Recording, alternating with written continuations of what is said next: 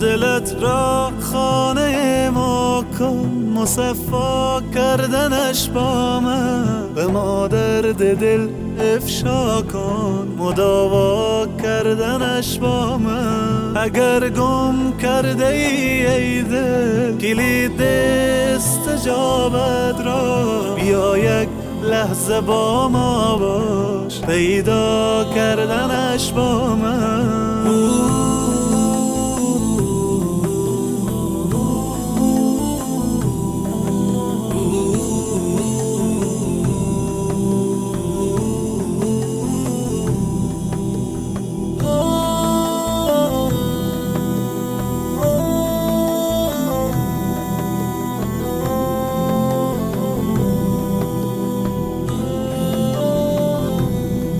بیفشان قطره اشک که من هستم خریدارش. بیاور قطره اخلاص و دریا کردنش با من. به من گو حاجت خود را اجابت می کنم، آنی طلب کن آنچه می خواهی مهیا کردنش با من.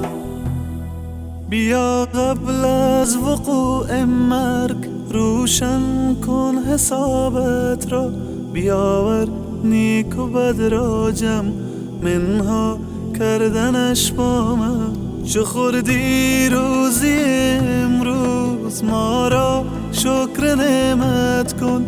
غم فردا مخور هرگز که فردا خوردنت با من.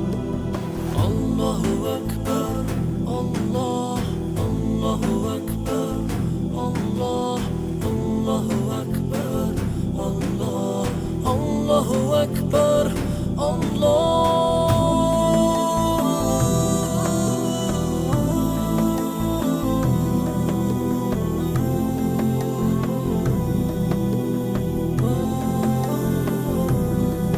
به قرآن آیه رحمت فراوان است ای انسان. بخوان این آیه را تفسیر و معنا کردنش با من.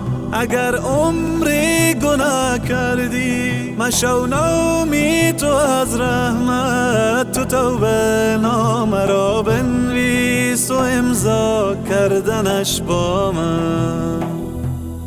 دلت را خانه ما کن، مصفا کردنش با من. به ما درد دل افشا کن، مداوا کردنش با من. اگر گم کرده ای دل کلید استجابت را، بیا یک لحظه با ما باش، پیدا کردنش با من.